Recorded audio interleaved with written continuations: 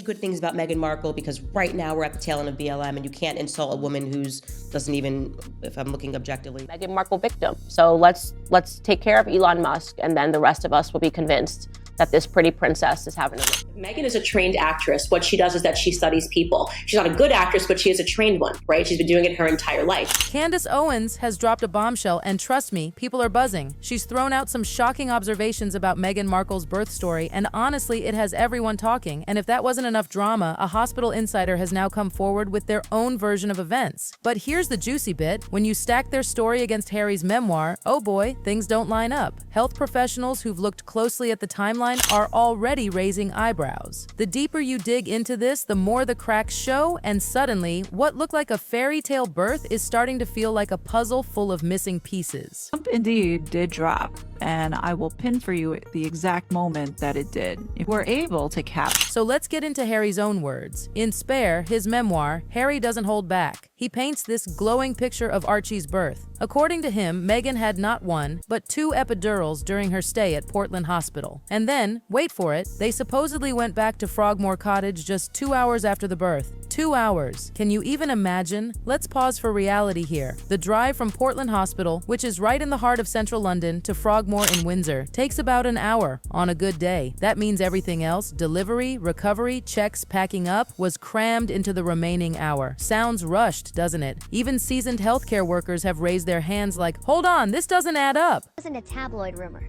It wasn't speculation whispered across dinner tables or stirred up by social media. Think about it. So much would have had to happen in that tiny window. Meghan giving birth, doctors and nurses running their wellness checks, Meghan recovering from an epidural, Archie being cleaned and monitored, discharge paperwork. It's a lot. And let's not forget, hospitals don't just wave you out the door when you've had an epidural. They usually keep a close eye on you while the effects wear off. That's the norm. Hospitals have their standards. So Meghan strolling out of there within an hour of the epidural, healthcare professionals are finding it more than a little curious. British monarchy is faced with a legitimacy crisis not seen in modern times. Archie and Lilibet, currently in Harry even threw in the bit about challenges during delivery. He claimed Archie's head shifted positions, which complicated things. And here's the kicker. Whenever complications arise, hospitals usually slow things down, not speed them up. They double-check everything. They make sure mom and baby are both safe and stable before discharge. And Portland, that hospital has a reputation for being thorough, attentive, methodical. They're not the kind of place to rush anyone out the door. I feel played. Hello, my friend, Perez Hilton here, the queen of all media, the original. Most moms, even with straightforward births, spend hours under observation. Doctors want to see if feeding is going smoothly, make sure vitals are steady, and confirm that no red flags pop up. Yet Harry's account paints this whirlwind departure as if everything went faster than a royal motorcade. And this is where the whispers really pick up. Why was this experience so dramatically different from the norm? What were they trying to hide? Or was it just their version of special treatment? They asked, "Where's the mother?" And all they got was silence.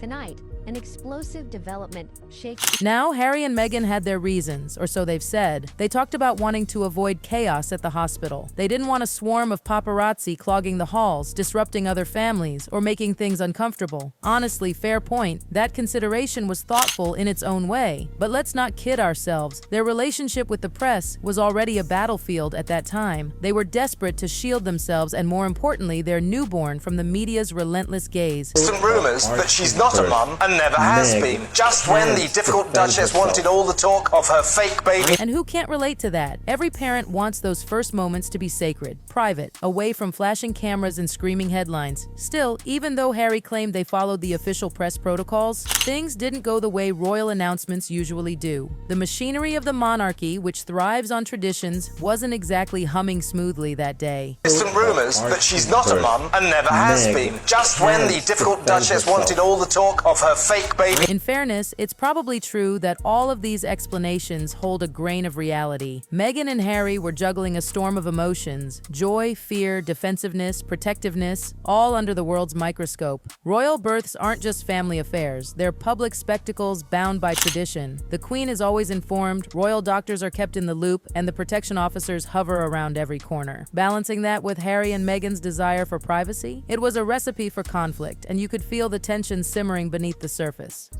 Meghan has spent years accusing the media of twisting the truth. painting herself as a victim of false. It's easy to forget, but royal protection teams aren't just about security. They're tasked with upholding centuries of customs while safeguarding the family's wishes. That balancing act, privacy versus protocol, was never going to be smooth. Add the intense public scrutiny, and it's no wonder this story still refuses to die. What if the world watched a royal pregnancy that never actually happened? In a stunning twist just revealed, King Charles. Now let's talk about Portland Hospital. This place isn't just a hospital, it's the crown jewel of luxury maternity care. Luxury. When you walk through its doors, you're not stepping into a sterile, cold environment. You're walking into what feels like a five-star hotel. That's why high-profile families flock there. They're not just paying for care, they're buying an entire experience. And Harry and Meghan, they wanted the very best. What if the world watched a royal pregnancy that never actually happened? In a stunning twist just revealed, King Charles. Unlike sprawling public hospitals that try to cater to everyone, Portland knows its niche: women's health and births. That's their specialty. They've built their reputation by perfecting that lane. Top-tier neonatal units, specialized maternal care, lavish rooms. It's the Rolls-Royce of maternity wards. And they're not shy about making it crystal clear. At Portland, families come first, and luxury is part of the package. And here's the genius part: Portland has connections. If they hit something beyond their scope, they call in backup. London's top specialists are just a phone call away. It's like having a medical VIP club on speed dial. Whatever happens, families are in safe hands. And Harry's version of a serene, almost spa-like birth setting? Yeah, that matches Portland's brand. Imagine it: plush rooms, hotel-style amenities, gourmet meals, attentive staff, everything designed to make new parents feel pampered, not pressured. For families with wealth and influence, this is the place to be. And so, Harry's description of candles, birthing balls, and wellness vibes fits perfectly into Portland's carefully curated image. But let's circle back to that eyebrow-raising epidural claim. Harry said Meghan had two.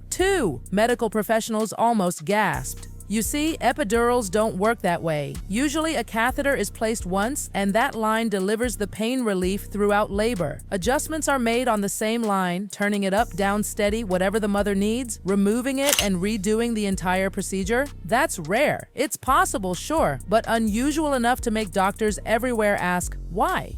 Think of an epidural as your VIP backstage pass during labor. It's like a direct line of pain relief that keeps things manageable. Doctors slide in a thin catheter near the spine, and from there they can tweak the dosage however they want. Stronger when the contractions peak, lighter when it's pushing time, or steady throughout. All done through one neat setup. That's why when Harry casually mentions 2 epidurals, professionals nearly spit out their coffee. Because if that's true, it means the team completely removed the first catheter and then started all over again. That's not just unusual, it's eyebrow raising. Sure, it could happen, but it's the medical equivalent of ripping out your entire plumbing system instead of just adjusting the water pressure. So, yes, doable, but why on earth would it be necessary? Unless there was a specific complication, it makes no sense. Harry also claims Meghan had nitrous oxide. Yes, the infamous laughing gas, ready to go. Now, if you've ever been in a delivery room, you know that laughing gas is monitored closely. Nurses hover, machines track usage, everything is watched like a hawk. Yet Harry paints it almost casually, like it was just part of the vibe. That's why healthcare pros are whispering, interesting.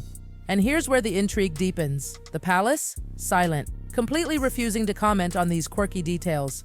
Meanwhile, hospital insiders are leaking whispers, and Meghan's version of the story continues to face scrutiny. Doctors who've delivered hundreds of babies are shaking their heads saying, something doesn't add up here. Then enter the wildest twist, a surrogate rumor. A woman came forward claiming she carried Archie for Harry and Meghan. Yes, you heard that right. Suddenly, this isn't just about timelines and epidurals, it's about whether Meghan even carried Archie at all. And if that wasn't enough drama, whispers about Meghan's age at the time, 37, got woven into the debate. In medical circles, that's considered advanced maternal age, which usually means closer monitoring and sometimes longer hospital stays. Not Meghan, apparently. Harry painted it like a Zen spa retreat with candles flickering and Meghan bouncing on a birthing ball. The whole scene sounds like a wellness ad more than a birth. Beautiful, yes, but believable? That's the question. Add in Harry's bizarre claim that he snuck out at 2 a.m. to fetch food for Meghan. Now hold on a second. Portland is famous for its 5-star, around-the-clock gourmet room service. They brag about it. You want lobster at midnight? Done. Chocolate souffle at 3 a.m.? Say no more. So why would Harry risk paparazzi exposure and step out into London when a phone call could have delivered Michelin star-level meals to their suite? Something just doesn't click. And when you put all this together, 2 epidurals, the lightning-fast discharge, the glamorous post-birth appearances, the food run, the mysterious elevator, the doctor confusion, it forms a puzzle that just won't settle. Every time one piece is laid down, another one pops up that doesn't fit. By this point, people weren't just gossiping. They were speculating about cover-ups, PR spin, and secrets buried under the polished image Harry and Meghan tried to present. Were they protecting privacy, or were they protecting something bigger? And just when you thought this royal baby saga couldn't get any messier, the whispers got louder. Meghan's baby bump photos were dissected frame by frame. Social media users claimed it looked odd, shifting strangely, sparking the wildest theories. Was it a prosthetic? Was Meghan faking it all along? Clips spread like wildfire, fueling endless debates. Did she really give birth to Archie and Lilibet? The speculation was relentless. Every magazine cover, every official photo, every timeline was scrutinized. And then came Tom Bower's infamous claim, hinting that Archie and Lilibet might not even exist as we've been told. That's when this gossip stopped being just about Meghan's birth and turned into a full-blown royal conspiracy. And let's not forget the lifestyle that followed. While most new moms are exhausted, swollen, and adjusting, Meghan and Harry were jet-setting, smiling for cameras, glowing at events. The contrast between their glamorous outings and Harry's account of a complicated delivery made critics howl. It just doesn't line up, they said.